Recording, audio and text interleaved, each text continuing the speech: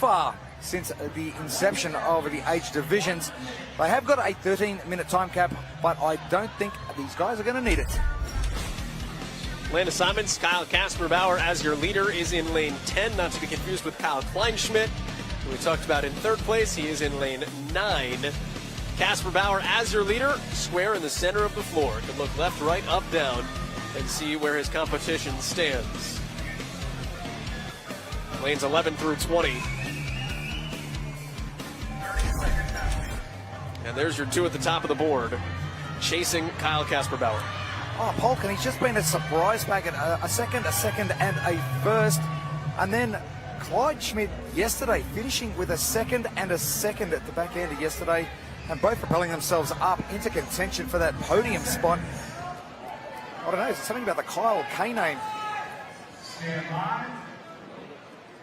It's genetic, right? There's something in it.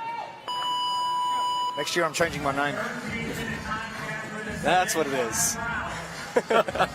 Underway, 5 rounds, 6 ring muscle ups, 3 back squats. You'd like to see it done as 6 ring muscle ups and 3 back squats. Yes, absolutely. Going into this, these athletes, 6 muscle ups is like a warm up. It'll be really quick, so I'm looking to see these athletes go through every single round of the 6 muscle ups and the 3 back squats unbroken. That's going to ensure fast transition times and those precious seconds are not chewing away. Once they do get past the 5 rounds, they'll move into the 30 box jump overs. And although it is a little bit higher than the normal standard 24-inch height we're used to seeing, I want those fast, efficient box jump overs. Don't muck around, get that box flipped over after 15 reps and get to that finish line. Let's go down to Nikki. You know, you guys, up until the end of the day yesterday, Palkin's finishes were getting better and better with each consecutive event. He had a 15th, then an 11th, then a 2nd, and finally a 1st place. And we saw him drop back down to 6th, but his coach is saying he hopes that he can start over and keep continuously getting better and better in the finishes for the rest of the events here. He was 8th overall after day 1, up to 2nd overall, despite that 6th place in the final event yesterday. Kleinschmidt had a pair of 3s to end his day on Friday. Regionals performer just this past year, so he's been under the spotlight. So is that man, Alexander Jolivet. He's out of New Mexico via France. He's your current leader in this event. Military career, 20 years in the military, his wife as well, in the French Air Force. So how does a Frenchman compete out of New Mexico? She was on a training mission with the United States Air Force in New Mexico. He said, hey, good chance to follow her around, help her pursue her work. Also allows me to see the country. He competed out of New Mexico this year, finds his way to the games as the number 2 seed. He's doing very well in the lead. However, once he's getting that pull on the ring muscle ups, you can see those legs flipping all over the place. I'd love to see his core a lot tighter, bring those legs together and a lot tighter, because they are all over the shop. And the feet are important, because if they rise above the rings, you can get hit with a no rep. Big time. It's working for him, but once we get that 3 rounds down, we've got 2 more to go. Is that going to become a factor for him? The back squat is definitely not a factor for him, but those feet will come into play, and that core stability that is required for the muscle up, really important on a gymnastics movement as high skilled as this. You saw Jolivet advance that black foam chest piece as well as soon as he finished the squatting before he went to the rings. That is his marker to show everyone else in the field and the fans in attendance where he is in the event. So maybe to help keep him on track. You just saw Kevin Jones do it in the bottom of the screen. Michael Lavalle on the right side out of Quebec. Jolivet on the left. The interesting part of Jolivet now, he's got 1 set of muscle ups to do. That last one didn't look great. So going unbroken is the key. Jolivet, oh, apologies, he was already done. So that was 5 rounds. That was a quick 5 rounds from Jolivet. 15 box jump overs. You do not have to extend at the top. Do not have to lock the hips out. When you're done with 15, flip the box over, do 15 more.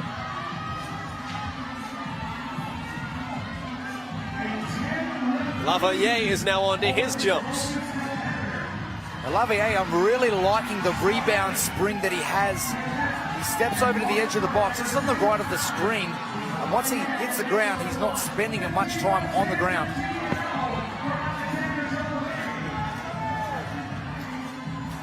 Now keep in mind, Joel, that you're not allowed to touch the box at all on the way up. Your legs do graze the box. That will be counted as a no rep. So you've got to be careful, especially a box of this size. He almost jumped over the box on that. He almost did it again. 20 points back of a podium position. Jolivet on the left. Talk about how anything can happen. Lavalier came into the day in 19th. Two guys in very different standings fighting for an event W.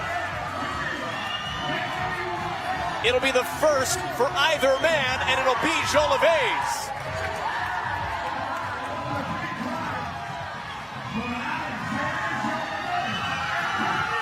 And now Philip Kniep comes out of nowhere to finish in second.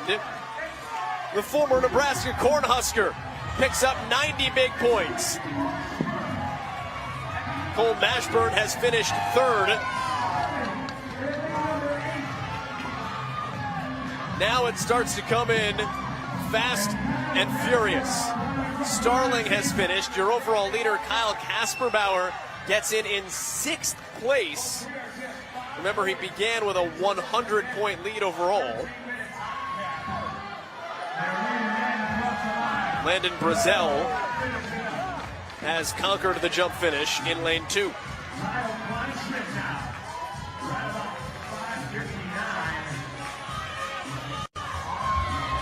Kyle Kleinschmidt finished ahead of Travis Stetzel there on the left of your screen. Kleinschmidt in ninth place. We talked about him off the top. That will drop him. That will be quite damaging to his podium aspirations, as will Polkin, who's left of screen. This is going to be a big shake-up. And the lead for Kasperbauer, I don't know what's going to happen there. Yeah, here's the thing. Kasperbauer has not a bad outing, but it's his second worst finish of these games, and it will hurt him nada, with the two men immediately chasing him. Now, where it will hurt him is Jolivet gaining some ground as the event winner. He started in fourth place, earning himself 100 points.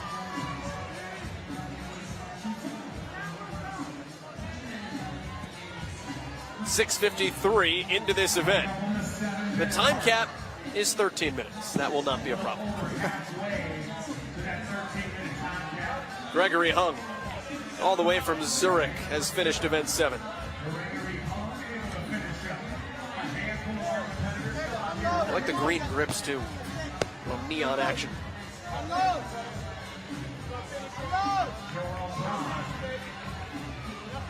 Justin King, I like that movement. He's just got a really wide base, not doing any more work than he needs to do once he gets on top of the box. He's propelling himself forward really well and stepping a couple of steps back from the box. And as he pivots, like he's jumping almost, I'm going to say a meter, because I can say that. But it's about a meter back from the box, so he's got to actually go back to the box each time. So he's doing a lot more work on the floor, but not a whole heap of work on top of that box.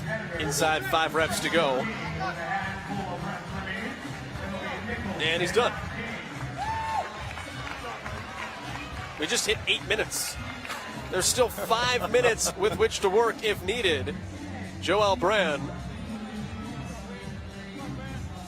35-year-old, his first year eligible for this Masters division. Competing out of Tegucigalpa in Honduras. He'll advance the box and jump over it 15 more times. Very impressive. Shoulder overhead yesterday. 300 pounds, which was just ridiculous.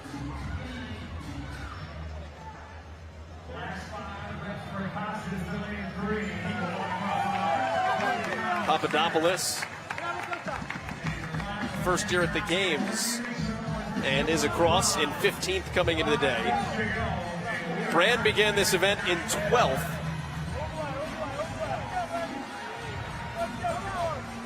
he's been up and down. You mentioned he had the victory on the shoulder to overhead. A couple other finishes in the 10, 11, 12 range. And we'll close up the field here in event number 7 to get everyone in well under the time cap. This guy has been a little bit of a surprise packet, coming in 4th position overnight. But the first couple of sets of muscle-ups, it could have been anyone. Jones moving forward as a very early leader. But Jolivet, once he grabbed it, he wasn't letting go. He wasn't letting go of those rings either. A bit of an awkward movement with those legs flailing around a little bit. But he used those legs very well to get those box jump overs done in pretty quick time. And they're not really working at the back end of the event either, with an official stumble over the line.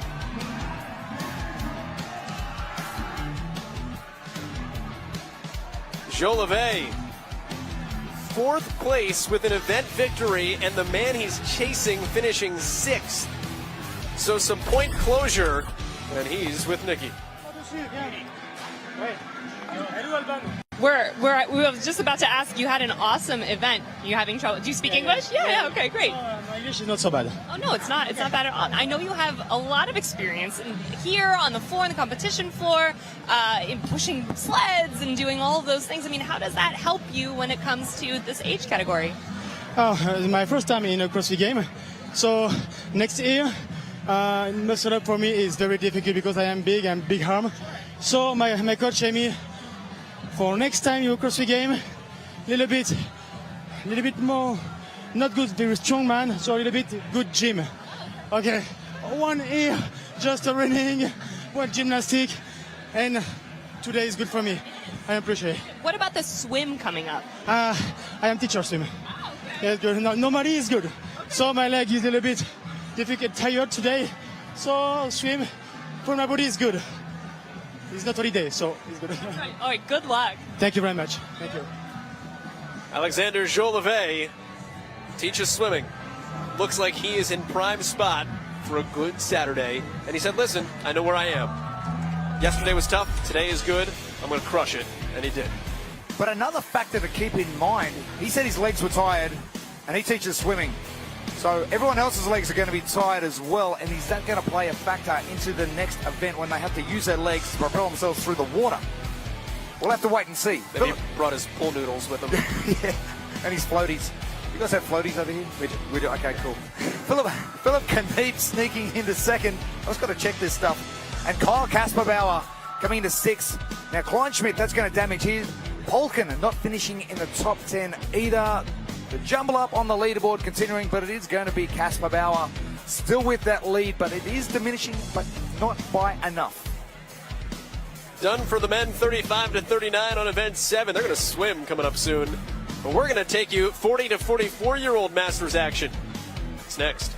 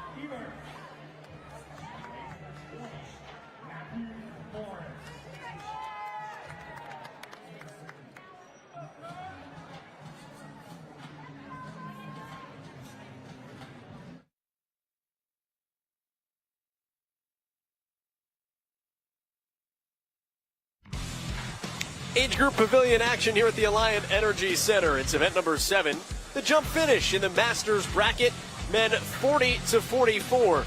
Jeremy Austin, Nikki Brazier down on the floor, Joel Godet.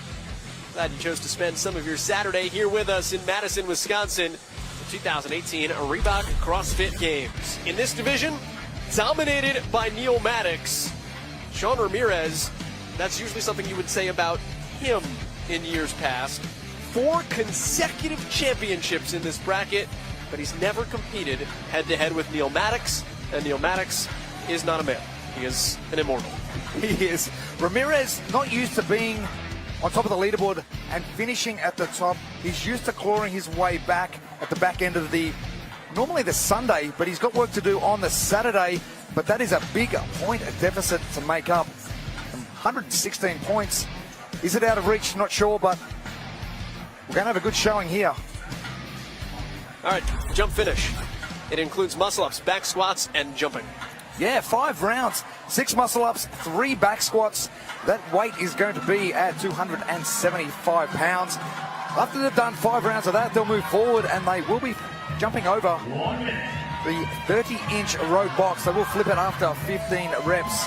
And 13 minutes on the clock. And if it's anything like the previous age division, they are not going to need it. Neil Maddox is your leader in lane 10. He's being chased by David Levy, who's been to the games before as an individual, but that was in 2013, back as a master this year. Sean Ramirez, the Ram, is in lane 11. The former hockey player Joe Corvo of more than 700 games in the NHL, he'll be in the middle of the field as well in lane 12. Let's talk about your chasers, though. Absolutely. This is going to be a great battle for these two. They battled it out yesterday. And Ramirez, to the left of screen, he's already got 2 event wins. Levy with 1. But consistency always the key with these events. But they all are chasing down Neil Maddox. Corvo with a great second place finish with the rope and yoke yesterday. And sitting in 4th position.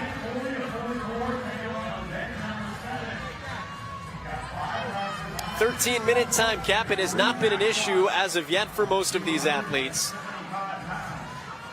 Now, getting through an event like this, if I was going to be doing this event and I was at the level of these athletes, we're looking at going unbroken on those muscle-ups and unbroken on those back squats. It's only 3 back squats, so not a major issue, especially at that weight. But you think about 6 muscle-ups over 5 rounds, it's starting to get a little bit of fatigue starting to creep in, especially with those triceps. And once they do finish all that work, they'll move on to the box. And fast and efficient box jump is got to be the way to go. And they've just got to go to that dark place and get the event finished. Because the leg fatigue, found out in the previous age division, starts to build up pretty massively. Whoever leads early doesn't necessarily matter. Ring muscle-ups are a taxing skill. This is the kind of event that it takes time. It's hard to lead wire to wire unless this is your absolute wheelhouse or your Neil Maddox. He's just the enigma. So normally you've got a strength in gymnastics, or you've got strength in your strength.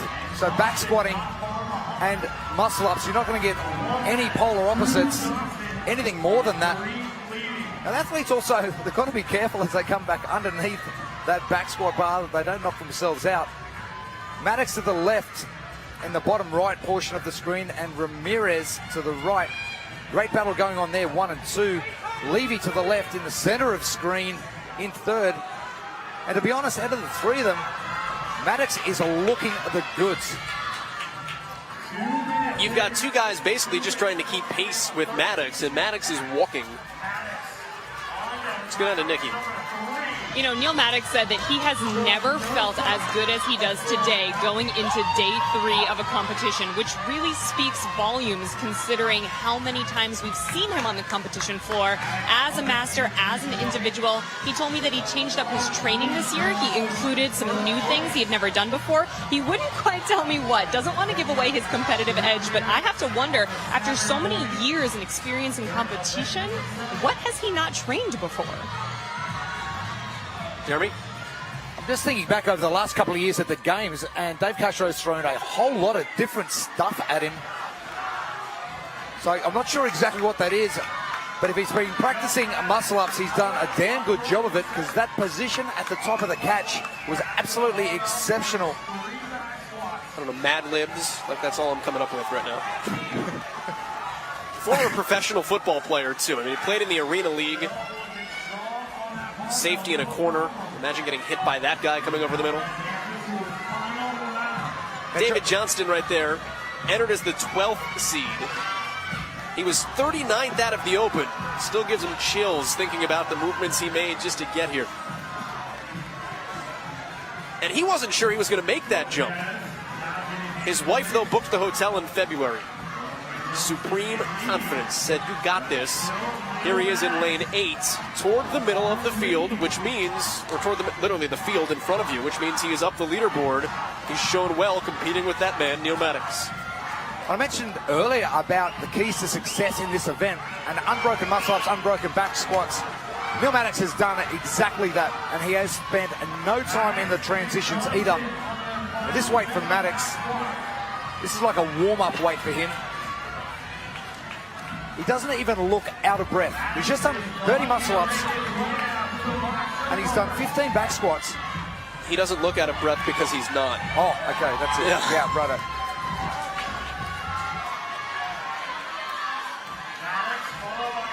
Johnston is pushing him, though, on the box jumps. Man in the distance, machine in the foreground. And now Jason Grubb has joined the box jumping party for a second. And that's why the foam boxes are nice. If that was a wood box, you'd have a nice chunk missing out of his shin. It's an exclusive club, of which I'm a member. Yes, I think we all are. 5 differing techniques for the first 5 leaders. Maddox doing the split squat positioning and the turn. Ramirez to the right doing the lateral jump. Levy doing a little bit of a hybrid. But at this stage, it's a matter of getting on that box, getting over, keeping that body weight as low as you can. Johnson doing the pivot around. We've seen some different techniques right throughout the age divisions, and this one is no different. But you've got to do what works for you. And now Johnson using that spring now to get the last couple of reps done. Hand in the air for Maddox and for Johnson, and Maddox will walk to the finish line. A smile for Maddox, another event win. But he's straight on to support Johnson, who's still flying on the floor. 4th event win for Maddox. It's the first for David Johnston in his career. And Mike Eberts comes in 3rd. Sean Ramirez losing critical points. The best the Ram can do is finish 4th. And Grubb has now finished, which means Ramirez will place 7th. Jason Kelly got in just ahead of him, along with Brad Becker. Ouch, that's going to hurt Ramirez.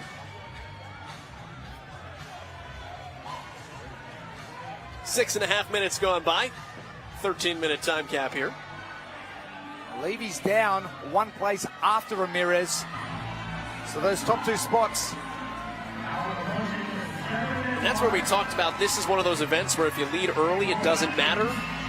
You looked right at the middle of the field. Maddox, Levy, Ramirez all came out hanging around the same tempo as one another.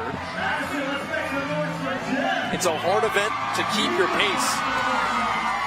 Jeb Simmons, the local man. The only Wisconsinite to make the games a year ago, in the debut year of the CrossFit Games being in Madison, Wisconsin. Papka left, Rickard Lanner right. And that's a no rep as Rickard missed the box with the left foot. To the left of screen, Joe Corvo in a world of hurt on those last 6 muscle-ups. and fell way off the pace, but he is now starting to make up ground. He's getting that rebound spring. Now, I'll be very impressed if he can keep this up for 30 reps. It's like a little breather, but gets right back into it. Hey, that's the thing, though. If you're going to rest on something like this, don't pause. Take a second, catch your breath, go back to work, right? Or at this stage, because you've rested so long on the muscle-ups, you should have maybe a little bit more in the tank where you can just get after it and not rest at all. So there's 15 for Corvo left of screen as Maddox high-fives and takes selfies and signs autographs. As Neil Maddox does. He's unfazed, man. I think it's the first time I've seen a smile on his face, though. No, he's been locked in all weekend. He sure has. It's the first time you get a sense he's enjoying the fact that he's here as Corvo continues to fight. He came in 74 points back of the podium, so this will hurt him a little bit as he tries to medal at these games. Give him some work to do in the final two events of the day and then heading into tomorrow. And thank goodness they're phone boxes. Corvo finishes. That is an 18th for Joe Corvo, and far and away his lowest finish of the week. The second time he's finished outside the top 9.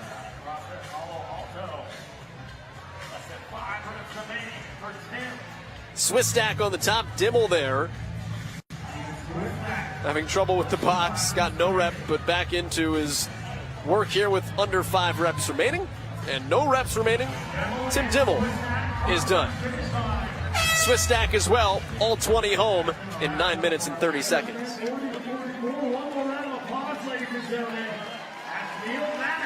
Neil Maddox, though. Yep. Just doing Neil Maddox things. God, he looked comfortable.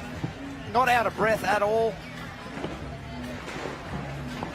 But he is moving forward further and further away from his competitors. Nice and tight to start event number 7. Some athletes are moving forward further to stagger the back squats. But the key to getting this done was unbroken muscle-ups, unbroken back squats. And Maddox just looking so comfortable on both movements. Elbows nice and tight on those muscle-ups, exactly what you want to be seeing. Johnson came back. They were going neck and neck right into that last round and then onto the 30-box jump overs. But Maddox doing enough. And then after the last one, I'm just going to go for a stroll and walk it in. No need to rush. But Neil Maddox, powerful. Let's go down to Nikki and Neil. You guys are right. It was a great win, and it looked super easy for you, Neil, but not without some adversity you want to talk about. Basically, I know no matter how badly I hurt on this floor, I won't hurt as bad as what's happening with my mom. My mom was in the hospital for about a week and a half. Right prior to the game, she was able to get released, but I know no matter how badly I hurt on this floor, I'll never go through the hurt she did. So when pain starts to set in, I tell myself, I'm not feeling what she's feeling, so it gets me to push through even harder. That's really important. I think a lot of us remember we have hero WODs and we have people that are meaningful to us. Is that sort of your mindset for the rest of the weekend here? Yeah, she's my hero. So every time I go out there, I'm doing a hero WOD for her. So every WOD that is out there is a hero WOD that I'm doing for my mom. Thank you so much, Neil. Thank you. Neil Maddox, and this is the kind of machine that guy is. That's the first time he mentioned that. And we spoke to him the first day he got here before the games, and never came up. It was, you could even say, hey, what's on your mind? How do you feel? What's going on? Any of those questions, and he was all business, all games, locked in and focused. This is the first time we saw that side of Neil Maddox this week. Yeah, it was different having a chat to him when we did on Tuesday. And it was a different Neil Maddox that I've seen here at the games for many years. He didn't have that spring in his step, the smile on his face. He was focused on obviously something else, and now obviously we know what that is. But he's here to work, and work he is doing, and another event win. Oh, sorry, a first event win for Neil Maddox. Wow. That lead continuing. Johnston finishes his highest up the leaderboard. Maddox grows his lead as we head on to the 45 to 49 bracket next.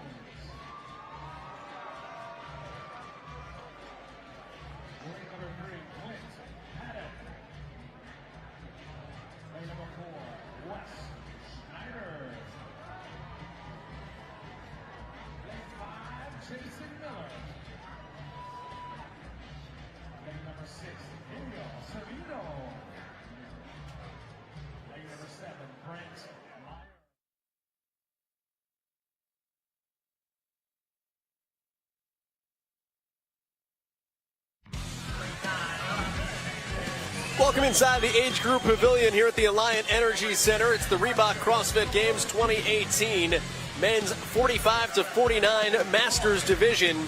We're on to event number 7, the jump finish. Nikki Brazier down on the floor. Jeremy Austin, our friend from down under. Joel Gadet, glad to have you along with us here today on a Saturday morning as we take a look at the standings for 45 to 49-year-old competitors Matthew Swift and Robert Davis.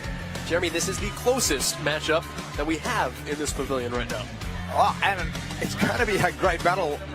Swift just with that very slight lead, but they have been going back and forth over the last couple of days of competition. Swift without an event win, Davis only with one. So consistency being a key here in keeping Swift on top of the leaderboard. Brent Meyer, well, don't discount him. Like, he's not that far back.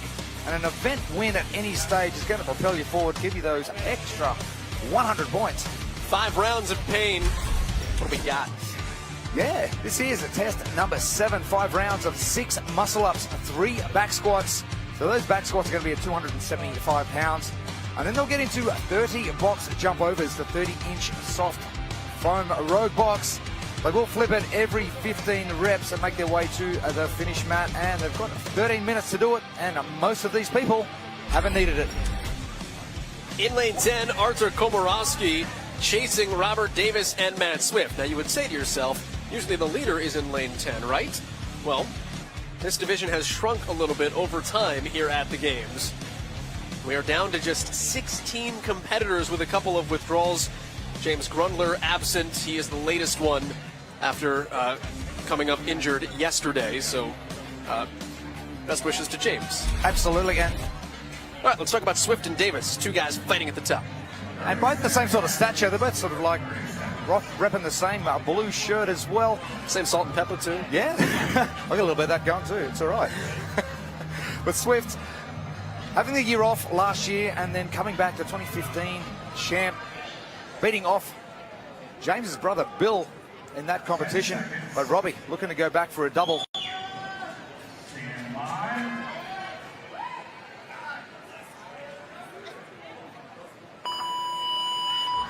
"13 minutes, jump finish, event number 7.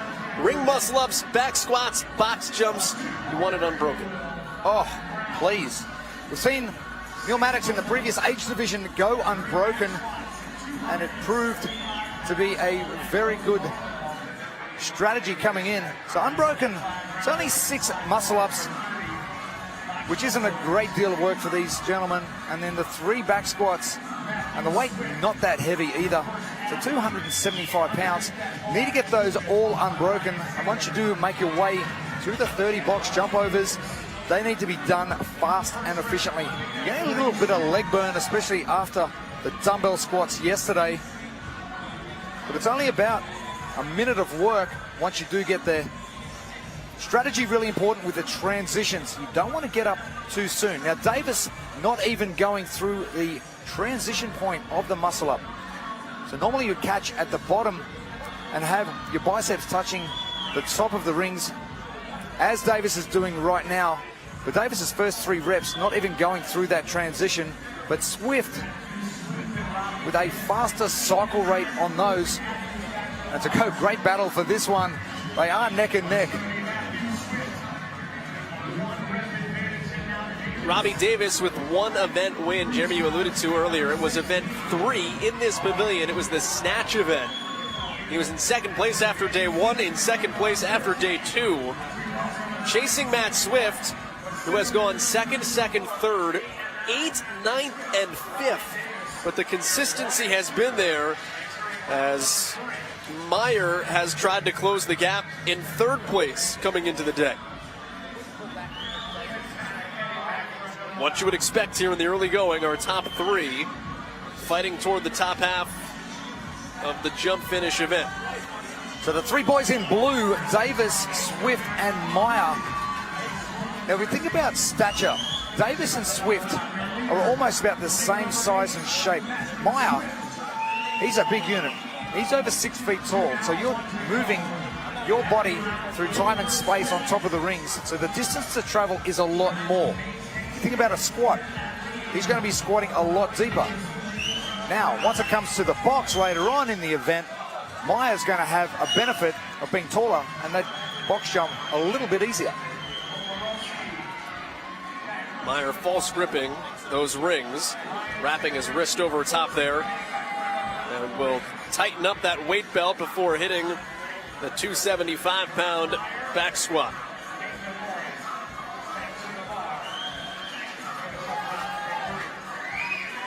Big deep breath and exhaust that air on the way back up. Really important to keep that torso up and driving those knees out. And as you mentioned, keeping that breath held while you're at the bottom of the squat, keep that core nice and tight. Robbie Davis back to the rings. Rings are a uniform height. You'll notice Davis jumping clear off the ground. There are some competitors. You can see to the left, Matt Swift has a mat, and to the right, Komorowski has a mat. Depending on how tall you are and how much you'd like to jump, there can be assistance provided for you.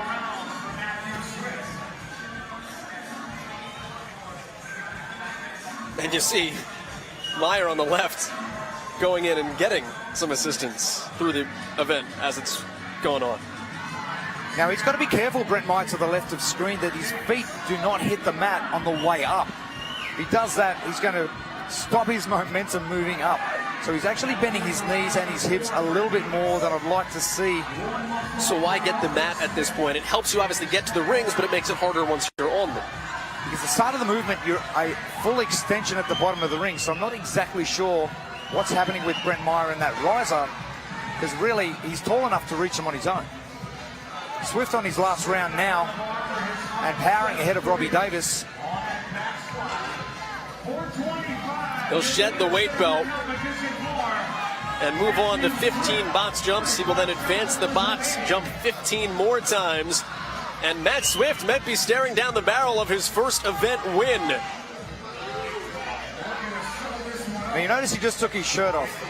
The reason he's done that is when you're up doing a back squat and you're doing muscle ups, the sweat will hit the wood of the rings, and also the barbell makes it a lot slipperier. So you want to make sure that that sweat is soaked up by that shirt. Once it's off, it's showtime. I thought you were going to say because he's on camera. Well, that as well. It's showtime, yeah. The cotton allergies are strong at the CrossFit Games. Trees, pollen, and cotton poly blends.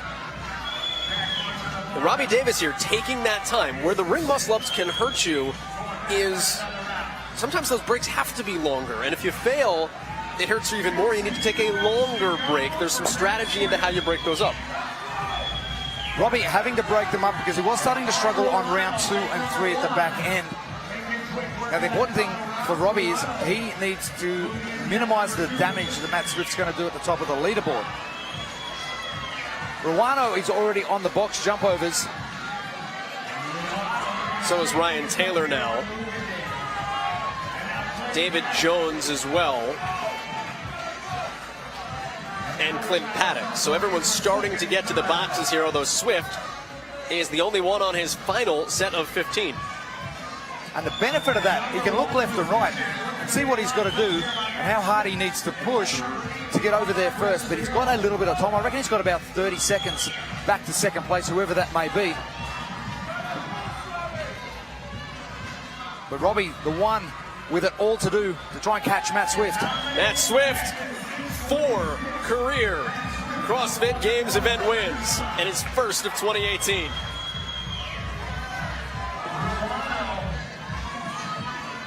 Great to see another Aussie doing so well. 6:28, the unofficial time. Bob Ruano fighting for second place, along with Nathan Lauren. Ruano on the left, Lauren on the right. Lauren had a good day yesterday. He won the rope and yoke. Ruano on the left came into the day 15th. His third CrossFit Games appearance this year. And asking if he's done, he is, and he finishes. So Bob Ruano locks in a second place finish and his best finish here of the 2018 Games. Lauren is in third. Robbie Davis is in fourth. Silvino is in fifth. Clint Paddock just came in sixth. And this is that period. It's so exciting in every event where you get about a 30-second to a minute window where finishing can have a point sway of 20 to 30 to 40, 50-point differences by tenths, hundredths, or just seconds in general. Now, shake-ups of leaderboards. Robbie Davis has minimized the damage by getting in that fourth place. But our third place coming into this event, Brent Meyer, he needs to get this done ASAP, which he is doing now. And Komorowski, I think, beat him to the punch. It's ninth place for Meyer. That's going to hurt. Komorowski in eighth. And Jones, David Jones, comes in 10th. Bruce Thomas on his final 5.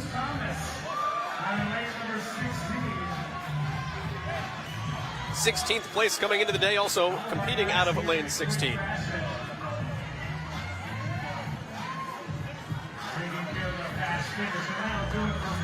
And Thomas finishes up.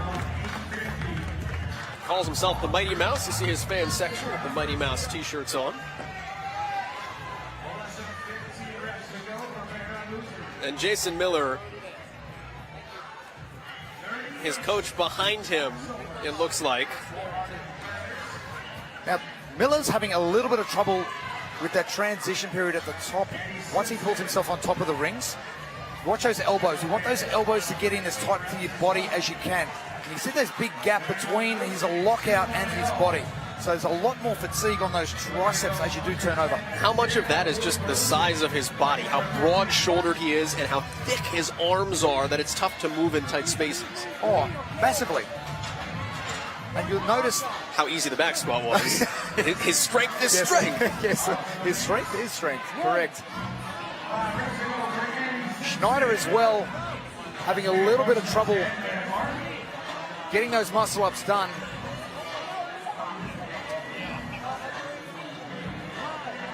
Miller with a good finish yesterday. The event win 100 points in PS. So the last time he was here was happy days.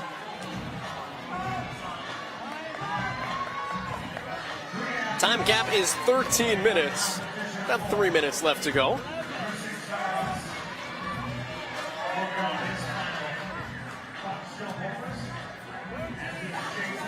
Miller now stepping back a fair way from the box each time. That is just eating up crucial seconds.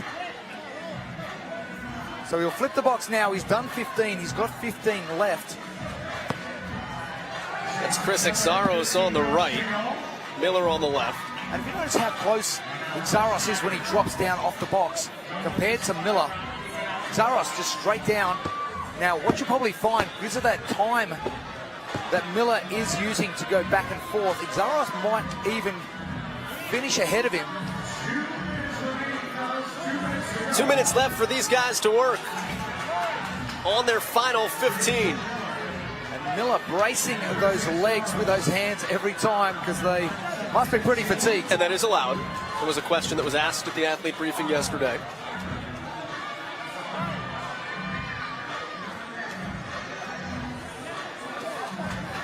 Exaros on the right, out of Bainbridge, Washington, but went to college at UW. He's a Badger, met his wife in Madison, Brandy. Went to regionals herself back in 2012. Just with that positioning of the box. Oh, Miller Gets just in getting ahead. Oh, it was close. And Exaros gets in ahead of Wes Schneider, who is the lone man grueling out the end of this event, number 7. Schneider came in 9th place, too.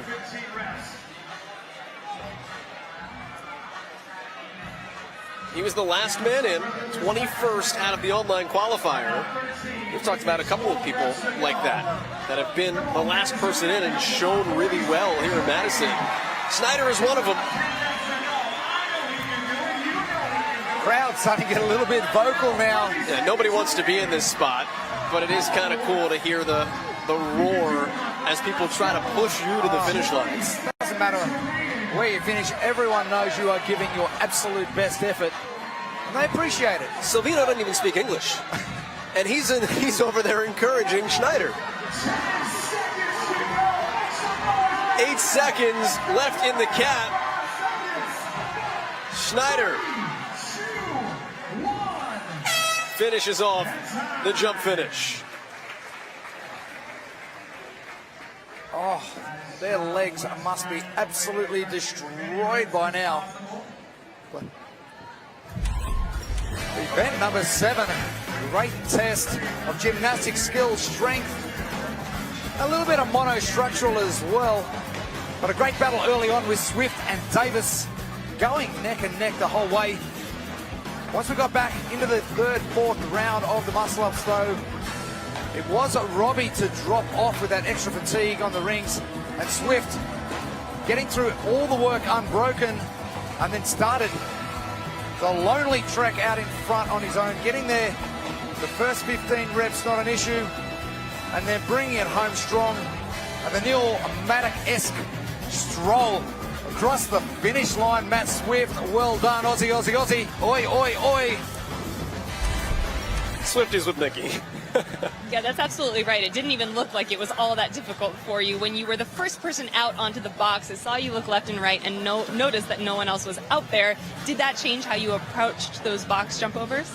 No, it's pretty much the game plan. I knew I had to mark Robbie all the way through. And when he got hung up on the rings and I got to the box, I thought he was going to catch me. So I was just going for it, pin the ears back and go.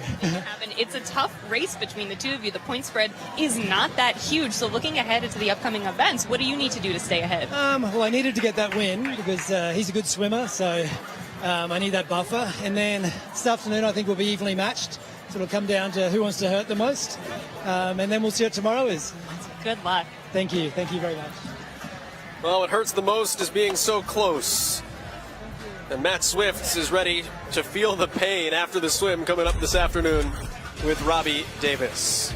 Davis comes in fourth, Bob Ruano second, Nathan Lorne third, and then Matt Swift with his first event W here of these 2018 games. Great to see Matt getting that win and on his way back to maybe another victory here at the CrossFit Games, another title in the Masters division. We'll have to wait and see what happens over the next couple of events. We've still got a couple to go, but Robbie Davis with it all to do to try and claw back Matt Swift, who is on fire. These groups will now head out to the lake. They're going to swim 500 meters, and then we'll be back with you here this afternoon as they take back to the age group pavilion for the chipper. There's much more action coming up, though, from the age group pavilion. The younger teens and the older masters, they're going to go through all of this coming up. Stick with us on games.crossfit.com. It's the Reebok CrossFit Games 2018 in Madison, Wisconsin.